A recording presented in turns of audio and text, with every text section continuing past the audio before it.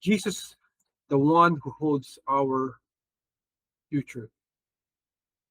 And when you talk about future, it is something that as human beings, it is impossible for us to hold. Wala tayong control, wala tayong kakayanan na hadlangan or alamin kung ano magiging kinabukasan ng bawat isa. This is something that is outside our reach. This is beyond human understanding and beyond human capability. And if you are one of those na nakikinig po sa atin sa mga conferences natin via social media platforms that is related to another ministry, you might have heard then we have spoken about yung tinatawag po na Culebra event or yung mega quake na paparating. And ito po isa sa mga binabanggit po ng isa pong seismologist o isa pong expert pagdating sa earthquakes. At binabanggit niya for the longest time, it's either 10.1 or 11.1. And when you look at the social media or the the local media or the foreign media that we have, is normally they will just talk about 8.1 or 9 point something or maybe 7 lang. But talking about 9 or 10 or 11, that's already sobra-sobra na. Outside na nung pinag-uusapan. And when you encounter something like in the magnitude of 6 or 7 or 8, that is very dangerous. No? Talagang hindi mo siya makakalimutan. And I remember myself when I was a young kid, lahat ng mga tao dun sa basketball court, kasi meron kaming basketball court dun sa aming lugar, no, sa when we were still living in Quezon City. And in that place, meron kaming basketball court kung saan maraming mga you could say mga bully, mga siga naglalaro ng basketball. And normally they just do their thing and puro kalokohan and all. But at just that one particular time na bigla po nagkalindol, this was in the 1990s and probably you've heard of it, yung lindol kung saan maraming po nawasak kabahayan sa Baguio. Na? Ay ito po mga tao to talagang napatawag sa Lord. I've never seen them like that. I've never hear them pray. Pero naglahat siya nagpa-pray. They were asking the Lord to forgive them, to save them and all.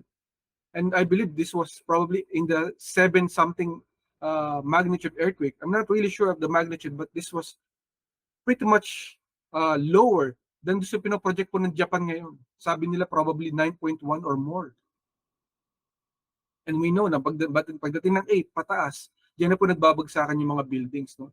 Kasi mas malakas po ang mga building kaysa sa maliliit na bahay. Yan po ang reality kasi ginawa po to by standards para tumagal po ng matagal na panahon para uh, makasurvive sa mga matitinding earthquakes. Pero sa sinasabi po sa mga magnitude 8 pataas ay talaga namang napakadelikado na. And ito, first time po, Japan, they have announced yung possibility ng isang mega quake or 9.1 pataas.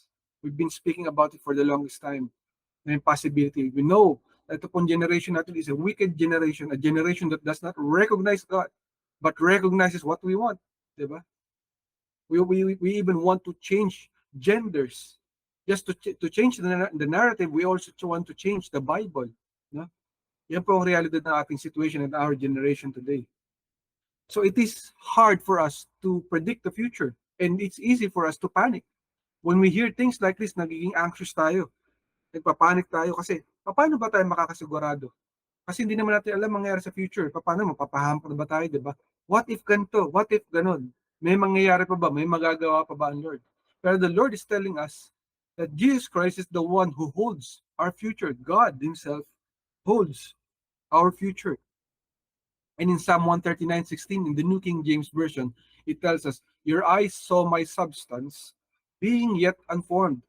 And in your book, they all were written, the days fashioned for me, when as yet there were none of them. So sinasabi dito ng ating Panginoon, nung tayo po ay kinreate niya, wala pa tayong kahit ano. Kasi basically, hindi pa tayo formed. Being unformed. Meaning, papalabas pa lang tayo sa sinapupunan ng ating nanay. Hindi pa tayo na-form. Unformed substance. So kinreate tayo ng Panginoon. We were created. Fearfully, wonderfully made.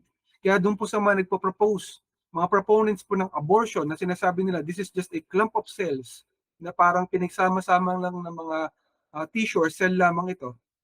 Nagkakamali po tayo.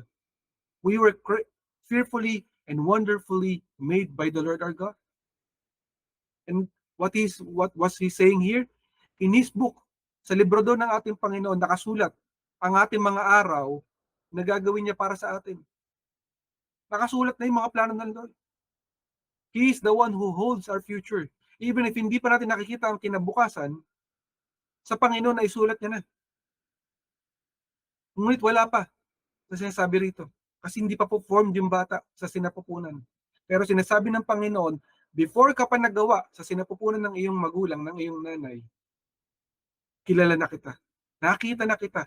Alam ko kung ano mangyayari sa iyo. Sapagkat ito ang ginawa ko para sa iyo. I have written your life. We have a projected future, kapatid. Of course, we have free will. We can go outside doon sa plano ng Panginoon. Pero if you are for the Lord, yung set mo, kapatid, na nilatag ng Panginoon para sa iyo, magkakatotoo yun. Nothing can destroy the plans of the Lord if you are for God. If you choose God in your life, and He is for you, and He is favoring you, kapatid, meron na siya nakalatag na future para sa iyo. Napakagandang pakinggan. Di ba, pagka pupuntahan ka, gusto mo, minsan mayroong itinerary. Pag sinabing itinerary, kunwari pumunta ka sa naging turista ka, mas maigi na bago ka dumating doon, meron ka ng mga plano. Dito pupunta ka sa hotel, di ba? Kakain ka sa restaurant, pupunta ka sa isang tourist spot. Mas madali kasi may itinerary. In the same way, the Lord is telling us, meron na siyang itinerary para sa ating kapatid. Nakalatag na sa kanyang diary, sa diary ng ating Panginoon, ang plano niya para sa iyong buhay. Kaya kapag kung iniisip mo na aksidente lamang ang iyong buhay, aksidente lamang ang iyong sitwasyon, no. There are no accidents in the eyes of the Lord. He has a great plan for you and me. And that plan is so beautiful na hindi mo siya kaya ipaliwanag pag nangyari siya. Sapagkat ang Lord, ginawa niya to, sabi nga, fearfully and wonderfully made ang bawat isa sa atin. Napakaganda ng plano ng ating Panginoon para sa ating lahat.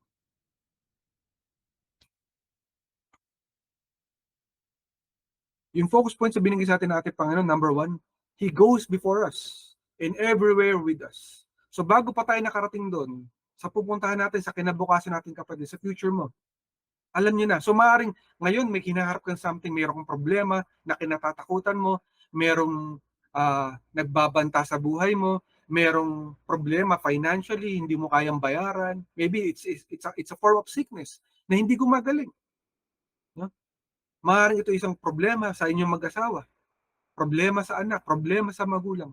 Only you and God knows. Pero sinasabi sa inyo ng Panginoon, itong problema na to, this is temporary. Because He goes before you. Before mo pa narating itong problema na to, nandun ang Panginoon, na alam niya na kung ano mangyayari. And more than that, kasama mo siya kahit saan ka magpunta.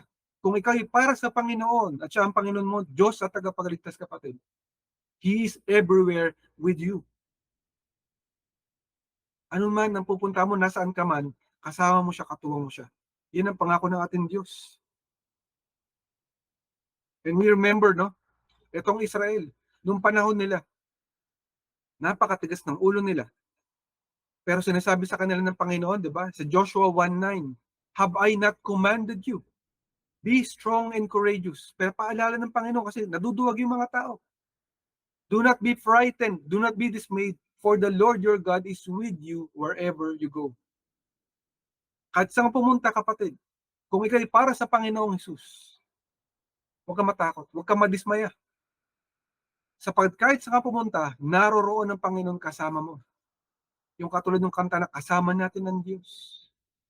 It is a command, utos ng Panginoon. Be strong, maging malakas tayo, maging matapang tayo. Huwag tayong kabahan, huwag tayong matakot. Hindi sinabi rito ng Lord na be strong and courageous because everything will be fine. Everything will be okay, kapatid. No? Kasi sinasabi ng Panginoon dito, be strong and courageous.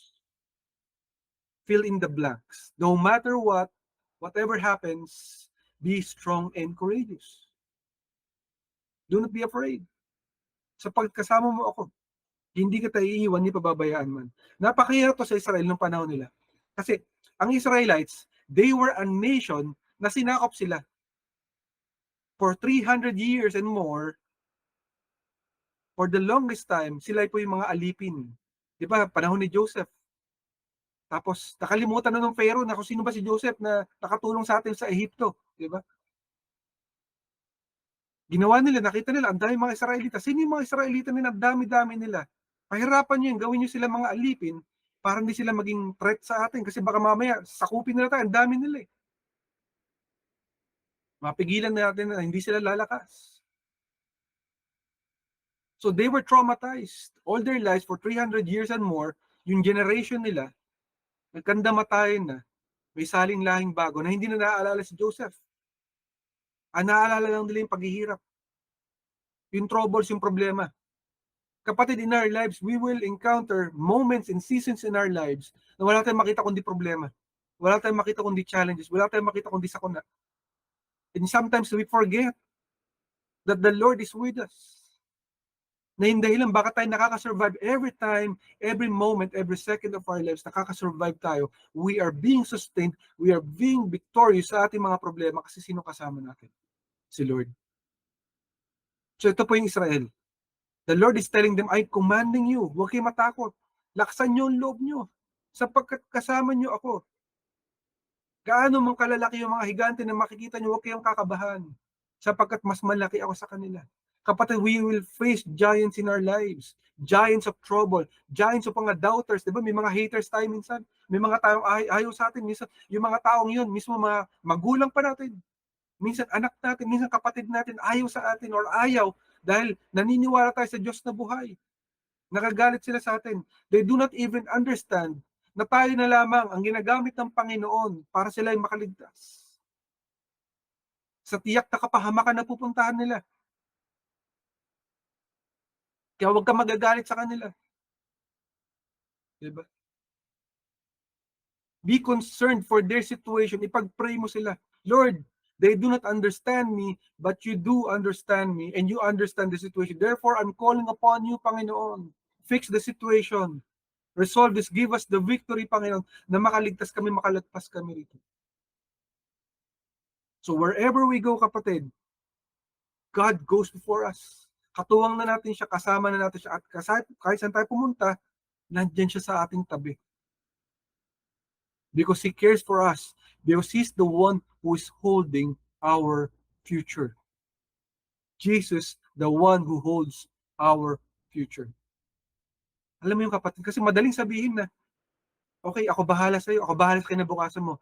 Pero sinasabi ng Lord, hindi na ako bahala lamang, nandun na ako. I come before you. Bago ka pumunta rito, nauna na ako sa'yo.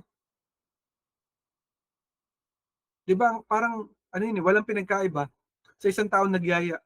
Nagyaya siya na may pupuntahan kayo, and then pagdating niyo, wala siya. Di ba, mas maganda pagdating mo, nandun na siya. At least, kung siya nakakaalam ng lugar, madali ka niya i-guide. Having the confidence na you are in a safer place with a safe person in a safe situation. Ganon din ang Panginoon natin, pinapakita niya sa atin na nauna na siya. To give us a future, a hope. Diba? Sabi ng Panginoon, plans not to harm you, but to give you a hope and a future. Hindi niya pwedeng bigay sa iyo doon, yung future na yun, kung wala siya doon, kapatid. Meaning, andun siya sa future mo. Sa kinabukasan natin, kasama na natin siya. Diba? So in that process, na yung mga Israelites ay ang tindi ng kanilang mga pinagdaanan, ang daming problema, season upon season upon season of problems and trouble, sickness, lack, poverty, nandun na lahat eh. Sufferings and all. Pero tinuturuan sila ng Panginoon to unlearn how to be traumatized. Hindi na ikaw yung traumatized person, di ba? Sinasabi sa'yo, kapatid, hindi na ikaw yung traumatized person. Kalimutan mo na tong trauma mo. Kalimutan mo na tong problema mo. Alalahanin mo yung gagawin ko para sa'yo. You have to unlearn so that you will relearn new things. Kasi may mga bagay na kailangan mo i-learn eh. And you cannot learn new things kung nandun ka pa rin sa pinanggalingan mo. Yung mga hinanakit mo, yung samaan ng loob mo, yung galit mo, di ba? Unforgiveness. Remove all of those things. They are not important. Where you will go, you cannot bring them. What you need to bring forward, papunta sa pupuntahan mo, ay yung ituturo sa iyo ng Panginoon. So to go to your future, remove those mga pabigat, mga weights na nagpapahirap sa'yo. Imbis na isipin mo yung mga pabigat na yon, isipin mo, ay, si Lord, tutulungan ako papunta sa pupuntahan ko. Hindi ko naisipin itong mga hinanakit ko rito, kalimutan ko to, forgive ko na itong mga tao na to, di ba? Huwag ko naisipin itong mga trauma sa mga pinanggalingan ko, and si Lord na bahala sa akin, magre-renew, magre-rehabilitate, magre-recharge. Yun ang dapat, kapatid. Hindi sinabi na, ay, it didn't happen. Hindi sa hindi yun nangyari. Nangyari for us to learn, for us to grow up, for us to mature, for us to be rewarded. Di ba may mga nangyaring hindi maganda, one day the Lord will repay us. It's not the Lord na nagdulot sa atin ng harm. Minsan yung ibang tao, minsan tayo. Sarili nating kagagawan, kasalanan natin. Minsan may mga tao na gumawa ng masama sa ating buhay. But it doesn't matter, kapatid. What matters is, alam mo, na after ng lahat ng mga troubles na yon, after ng lahat ng problems na yon, merong maganda nag-aantay para sa iyo. At doon sa pupuntahan mo, kasama mo ang Lord. So you need to unlearn those things from the past na hindi mo na dapat dalhin.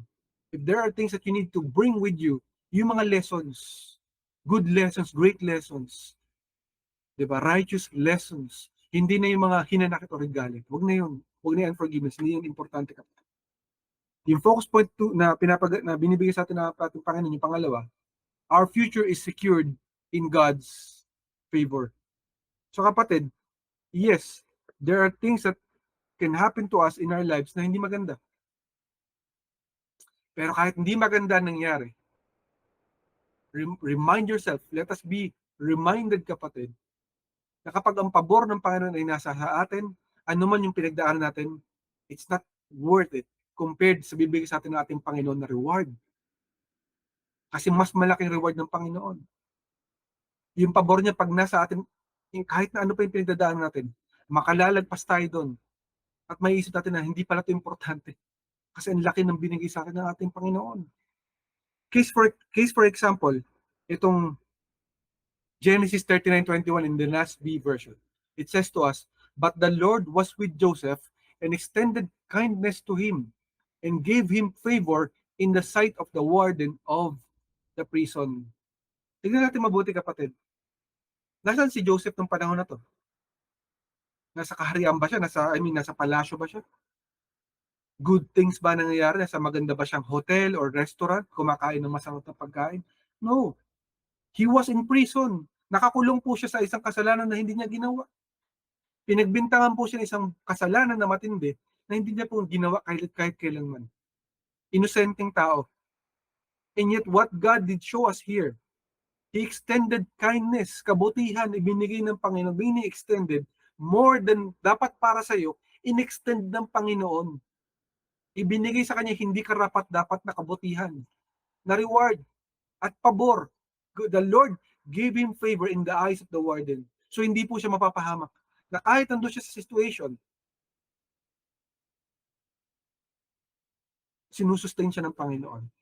Kapatid, in our lives, we face things like this. Kapatid, like, may sakit ka. May nararanasan ka sakit na hindi mo deserve. Napakahirap, napakabigat. Pero magbilang ka ng blessings. Maybe other people who went through the same sickness are already dead. Not because we are celebrating the death of other people, pero ganun kabuti ang Panginoon na nakamamatay na sakit, buhay ka pa. Naisip mo ba yung kapatid? Wala kang pambili ng gamot, pero si Lord sinusustain ka. Pinapalakas ang iyong katawan. Yung iba, nakulong na kasi walang pambayad ng utang. Pero ikaw hindi. Sinustain ka ng Panginoon. Kapatid, maybe kaunti, kukulangin yung sinusweldo mo para sa pagkain at yung gagastusin sa bahay. Pero why are you being sustained? It is because of the Lord. Favor. He is extending kindness to you. Unfathomable kindness. Unfathomable favor. Pag sinabing unfathomable, hindi mo kaya sukatin. Hindi mo kaya hanapin kahit saan. Kasi alam mo na ang dahilan dito si Lord. Di ba minsan kapag meron kang ginawa, alam mo na magaling ka rito. Pero for so many years, kahit anong galing mo, walang mangyari. Pero sa isang iglap, biglang sinabi ng Lord, yes. Natupad lahat ng mga hinahangad mo. Yung mga pinapangarap mo nangyari lahat. Why? Favor. Blessing from the Lord. Grace of God. Kapatid, huwag tayong magyabang. It's not because of our abilities. It is only through the good graces of the Lord na tayo nababless. It's not for our own kakayanan. Galing yan sa Panginoon. So huwag tayong magyabang. Pero makikita natin dito si Joseph, kapatid, kung gaano kabuti ang Panginoon. I-apply natin yan sa ating buhay. Huwag natin isipin kung gaano kalaki ang problema. Pero tignan natin kung gaano man kalaki yung problema at nakaliligtas tayo, it only means one thing. Si Lord yun, hindi ikaw, hindi tayo. Kaya marami nagsasabing tao na, ay, kaya niya yan kasi sa tingin na Lord, kaya niya. No, it's not because of him or her. It's because of the Lord sustaining that person. Because wants to be glorified in his or her life, then therefore, God is allowing it to continue. Just like Job. Diba? Job could have died. Pwede namatay na si Job. Diba? Nawala na lahat sa kanya. Nagkandamatayan yung mga anak niya. Nasira ang mga bahay-bahay niya. Yung mga kanyang mga servant, lahat kinuha. Nalipo lahat ng mga ari-arian niya. Naubos. Why did God make him survive? So kapatid, today, meron tayo na pag-uusapan na Job, na isang anak ng Diyos na nagtiwala sa Panginoon. Despite everything, he remained faithful to the Lord, trusting God despite his situation. And we can also talk today that because of those situations that he went through, yung mga hirap at na dinanas niya, pagkatapos nun, binayaran ng kaaway lahat ng ginawa sa kanyang kamalian at nireward ng Panginoon doble, more than double, ito pong si Job. Binigyan siya muli ng mga anak, binigyan siya muli ng mga biyaya, more than double the properties, more than double the blessings that was taken from him before was given back to him and more. Favor in the sight of men. Doon sa mga tao mismo nag-hate sa'yo, sa mga tao nagalit sa'yo kasi nagtiwala ka sa Diyos, one day, they will realize, tinawag nga siya ng Panginoon. Favored nga to ng Panginoon. Nagkamali ako. Sorry kapatid. Sorry anak. Diba? I should have given more understanding. But do not worry kapatid. It is the Lord who will give understanding to people who cannot understand. What you need to do is to stay faithful, believing that the Lord has a plan for your life. Because whatever it is that you are going through, your future kapatid, yung kinabukasan mo, secured na yan. Sa kamay ng ating Panginoon, kapag ang pabor ng Panginoon ay nasa iyong buhay.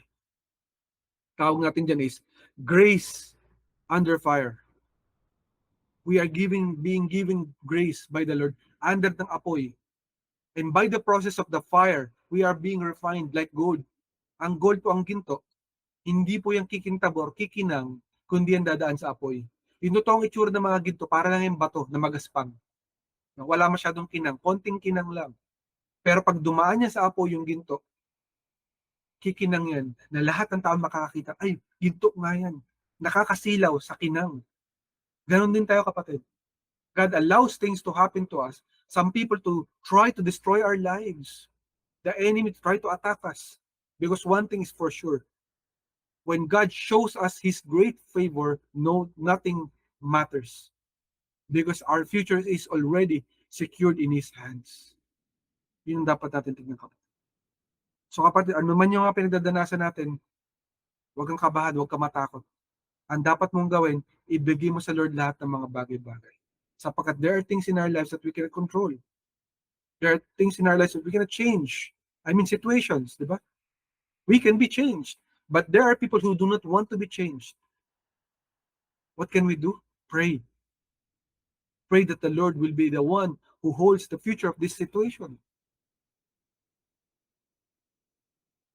Only God knows, kapatid, what's the best for all of us. So, in the meantime, in our situation, the things that we are facing day in, day out, what do we need to do? The takeaway is, number one, ask it, pray it, breathe it. So humingi ka sa Panginoon, humiling ka. Kailangan mong humiling. Hindi pwedeng okay na yan. Alam na ni Lord yun. No. Ask. Sabi nga ng Lord, you ask and you will receive. You do not have because you do not ask. Kailangan mong humiling.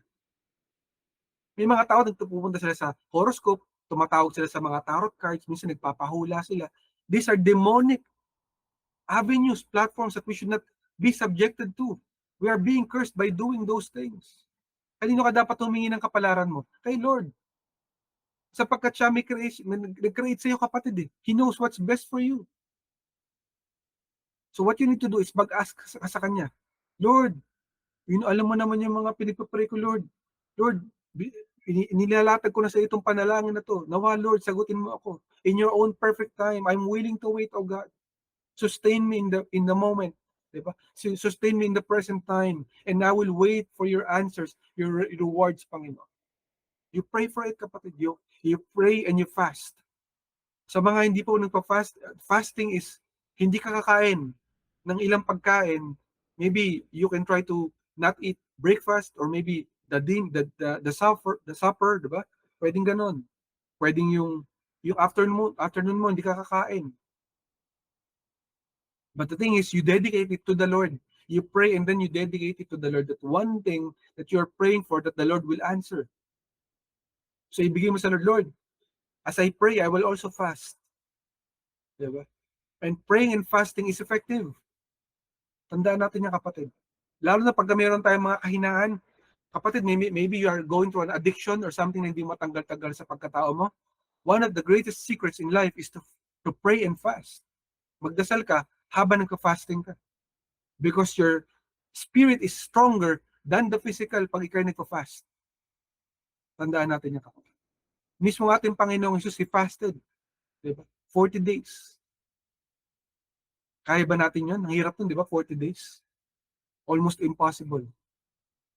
But the thing is, what we must do is to pray and to fast in the eyes of our living God. And then you breathe it. Ano po yung breathe it? Ano ibig sabihin nun? Yung hininga mo mismo. Yun yung hinihiling mo sa Panginoon. Paalala mo sa Lord araw-araw. To remind yourself and to remind the Lord, Lord, sabi mo, Lord, in your word. Sabi mo, Lord, in the Bible, you will do this, you will do that. Then, Lord, I'm reminding you, Lord. Ganun. Paano yun? Maglagay ka ng poster, kapatid, Bible verse na ibinibigay mo sa Lord, na pinagpapray mo lagi sa Kanya. Ilatag mo yung Bible verse. Maybe a bookmarker. Lagay mo sa bookmarker yung Bible verse. Or maybe in a song. When you worship Him with praise and worship songs na related sa prayer mo. So that it will remind you ng kabutihan ng Panginoon, na hold ng Panginoon ang iyong future, kapatid. Na hindi kanya nakakalimutan. Kasi minsan nakakalimot tayo. Nakalimutan natin na mabuti ang Panginoon, pero ang Panginoon hindi nakakalimot. But it's also for us to remind Him, because He said so, di ba? Ask and you shall receive. So remind Him, Lord, sabi mo, Lord. Ganun natin gawin, kapatid. Let us remind Him every time. Number 2, lean on God in brokenness and humility. Ano po ibig sabihin nito? Doon tayo sasandal sa Panginoon in our times of brokenness. Pag hirap na hirap ang ating kalooban, masama ang ating loob, may nangyaring di maganda, doon tayo tumakbo sa Panginoon. Be humble in the eyes of the living God. This is what we must do. Because God hears our cries. Naririnig ng ating Panginoong Jesus ang ating mga iyak. Ang ating pagtangis, kasi mas malapit ang Panginoon to those who are broken-hearted and contrite. All the more, kapatid, na dapat kang tumakbo sa Panginoon kapag may pinagdadaanan ka. Kasi yun yung gustong-gusto ng Panginoon. Yun lalapit ka sa Kanya, yun tatakbo ka sa Kanya. Ganun po ang ating Diyos. Pangatlo, align yourself with God's purpose. Align yourself. Ano po ibig sabihin niya, kapatid? Yung buhay mo, kapatid, what are your goals in life? What are your short-term goals? What are your long-term goals? What are your plans? What are your future plans? For sure, meron kang mga plano. And if you have a plan, kasama ba ang Panginoon dyan sa mga plano mo? Or ikaw lang yung para sa ilang? Para sa pamilya mo lang? I have a great plan for my family. And this is what I want to do with my son, with my daughter, with my husband, with my wife, with my mom and dad. Ganyan, ganon. Ang tanong, kapatid, nasaan ang Lord sa plano na yan?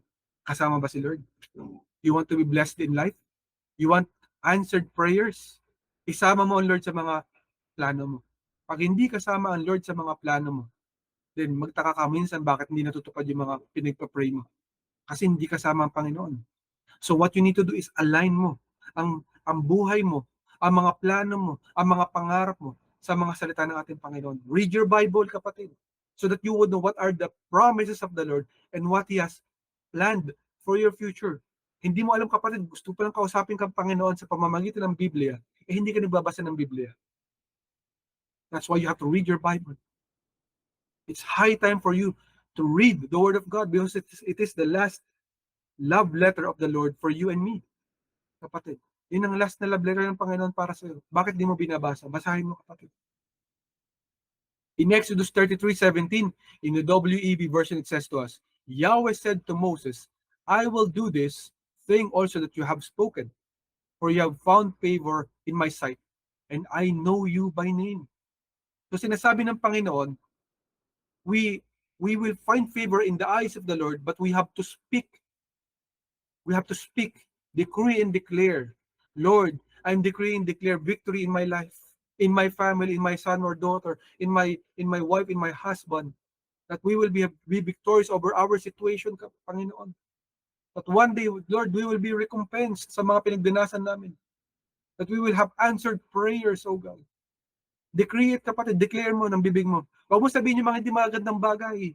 Di ba maraming tao mahilig magsabi na, ay magpakamatay na lang. Okay na yan. Nakalimutan na tayo ng Lord. Walang ganun, kapatid. Hindi tayo nakakalimutan ng Panginoon. If you want to be blessed with your life, bless your life with your mouth.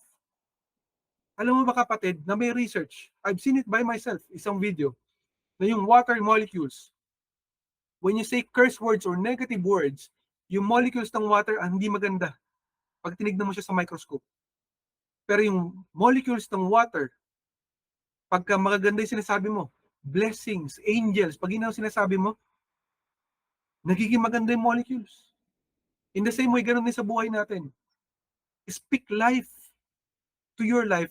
When you encounter things in your life, imbis na sabihin mo, ay, merong matinding sakit na nakamamatay, hindi, sabihin mo, I am healed in the mighty name of Jesus. Speak life. Because your words, your faith moves mountains, kapatid. Do you understand that? It moves mountains. Action. Your words act. Because God has given you the authority over the high places. Hindi mo alam, dahil mo kalaban, mga mangkukulam, mga masasamang tao that are cursing you day and night. But when you decree and declare the authority of the living God, the blood of Jesus Christ over your life, you're taking authority over all of this. That you are trampling them under the feet of Jesus Christ. So speak life, kapatid. Speak blessings to your family, to your future, to your hope. Huwag kang mawala ng pag-asa. Bakit? Kasi sabi ng Panginoon, I know you by name. Kilala kita sa pangalan mo. Sabi pa nga niya sa ibang verse, di ba? Bilang niya ang hiblat ng iyong buhok. So why are you thinking nakalimutan ka ng Panginoon? No, kapatid. He will never leave you nor forsake you. He has never forgotten about you. Diba sabi niya, before you were born, before in your unformed substance, di ba? Nakita ka na niya. Nalaman niya na kung sino ka, naisulat ka na niya sa kanyang libro. May plano siya, kapatid, para sa iyo. In our present time, yes, it might be troublesome. Yes, it might be problematic. It's challenging, Pastor. Hirap na ako. Hindi na kaya. Hindi mo kaya, pero si Lord kaya niya. Ibigay mo sa Lord. Hindi ka niya iiwan. In Isaiah 66:2 in the NIV version, it says, Has not my hand made all these things? And so they came into being, declares the Lord. These are the ones I look on with favor, those who are humble and contrite in spirit, who tremble at my word. So ito yung pinapaboran ng Panginoon. Tayo na nagpapaka-humble, baba sa ating Panginoon, yun ang gusto niya. Ayaw ng Lord na mayabang. Pag mataas ang ere mo, mayabang ka, kapatid. The Lord is against you. Hindi po ako nagsabi nito. Si Lord. Kaya nung assignment mo, magpakabait ka, magpakababa ka sa Panginoon, and one day He will raise you up. Because He likes people who are humble. And if you are broken, and you are calling to Him, Lord, save me. You know my situation. I cannot do it. I cannot survive by myself. Then call upon God. He will be your Savior. Because yun yung pangako niya, pangako ng Lord. When God says one thing, He will do it. Because sinabi niya, not one word will return to me void, for my words will accomplish its purpose. Whatever the Lord says, it will happen. Pangako to ng Panginoon. That we will find favor. Pag may problema tayo, tumawag tayo sa Kanya, lalapit tayo sa Kanya. Siya bahala sa atin. Ang pabor niya ay nasa atin. Ang tanong, kapatid, tumatawag ka ba sa Lord? Lumalapit ka ba sa Kanya? Or kaya mo na yun? Okay na yan. Ako na bahala dito. Madiskarte ako. Diskarteng Pinoy. Right? It's not wrong to do some discartes, kapatid. But the most important thing is, alam mo, doon ka lalapit sa mas may hawak ng lahat ng bagay. Yung may hawak ng future natin, ng ating Panginoon. In Acts 13:22, this is the last verse na binigay sa atin natin, Lord. When we had removed him, he raised up David to be their king, to whom he also testified, I have found David, the son of Jesse, a man after my heart, who will do all my will. Naghahanap ang Panginoon ng mga taong tulad ni David, kapatid, sa mundo na to, na mapagkakatiwalaan niya. Kapatid, if you want to achieve your goals in life, look at God's will. Ano ang will ng Lord para sa buhay mo? Yun dapat mong malaman. Anong kalooban ng Panginoon? How will you know? You pray. You read this word, the Bible. You listen to the word of God when it's time for preaching. Those are the words of the Lord. And by doing so, then you will find favor in the eyes of God. Because God looks after those people who wants to do His will. Kung sino yung gusto gumawa ng purpose at ang will ng Panginoon, yun.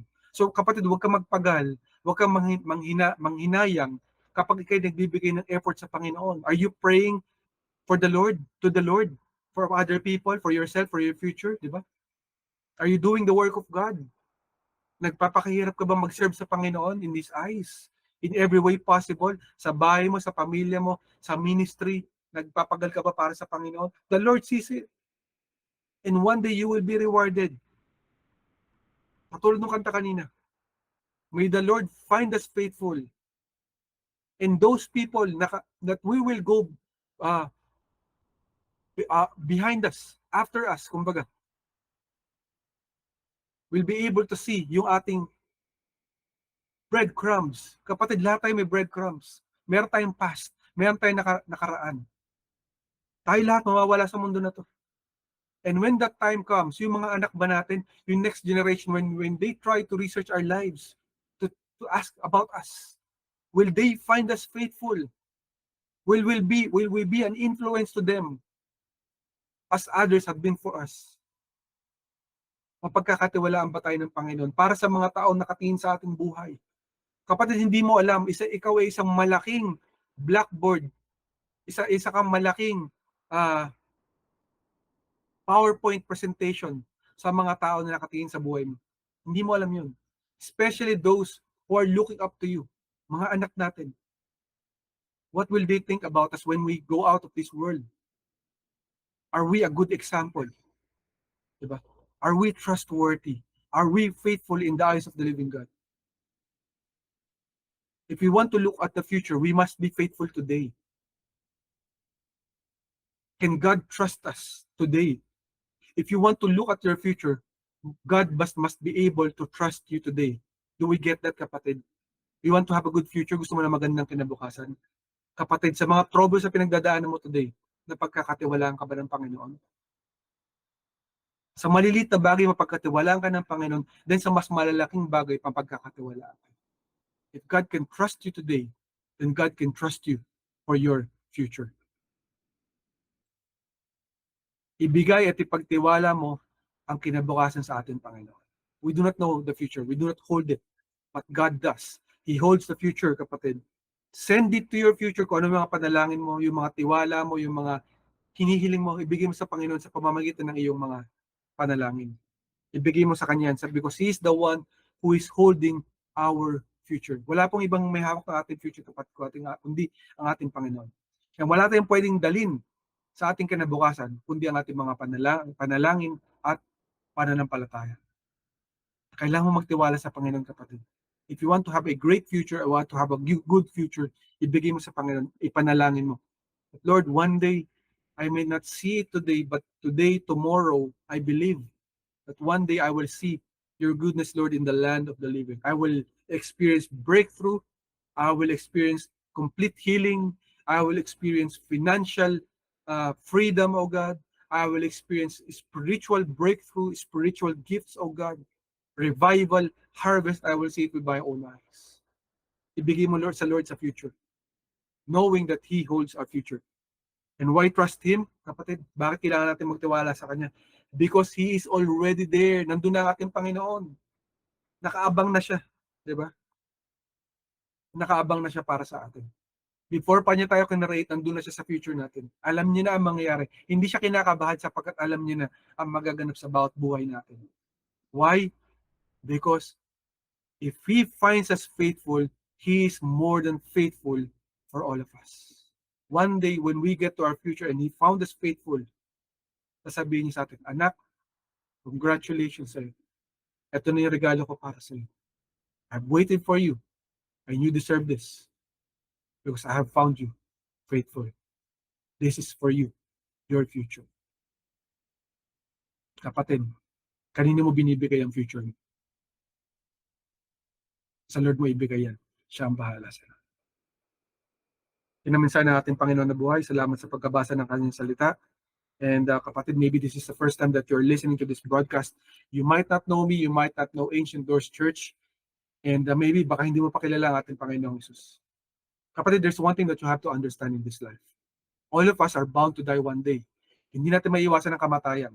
All of us either less than 100 years or 100 years ang tatagal ng buhay natin sa mundo na to. Pero ang destinasyon natin dalawa lamang. Either hell or impyerno, or langit or heaven.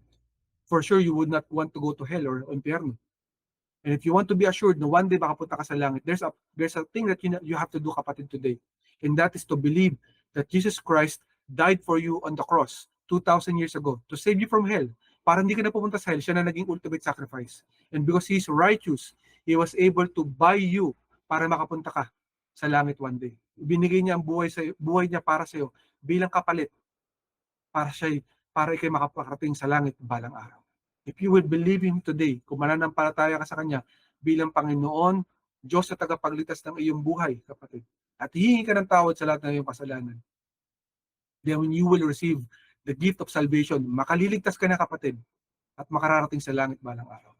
But that is if you believe in Him today and decree and declare that He is your Lord. Kapatid, you want to receive that, pray with me. Samahan mo ka sa panalangin, kapatid. Let us pray. Panginoon, aming Diyos na tagapagligtas, humingi ako ng tawad sa lahat-lahat ng aking mga kasalanan. Patawarin mo ako, Panginoon. Tinatanggap kita, Panginoong Hesus, ng aking buong puso, isip at kaluluwa. Panginoon, Ikaw na aking Panginoon, Diyos na tagapagligtas ng aking buhay. Panginoong Hesus, salamat sa buhay na walang hanggan na regalo mo. Salamat, Panginoon, makakasama kita sa langit balang araw. Habang nandirito ako sa lupa, tulungan mo ako maging mabuting tao sa pamamagitan ng Espiritu Santo. Salamat, Panginoong Hesus, sa pagkamatay mo sa krus ng Kalbaryo at pagkabuhay muli pagkatapos ng 3 araw. Sinasamba kita. Ito ang aking panalangin sa pangalan ni Jesus. Amen, amen at amen. Kapatid, if you prayed that prayer, congratulations sa iyo. You are now a new creation. The old has gone, the new has come. God loves you and wants to work on your life. And if you want to know more about our Lord Jesus Christ, I urge you, samahan mo kami in social media platforms in Ancient Doors Church, and we will be more than glad to help you out. Congrats, kapatid, sa iyo.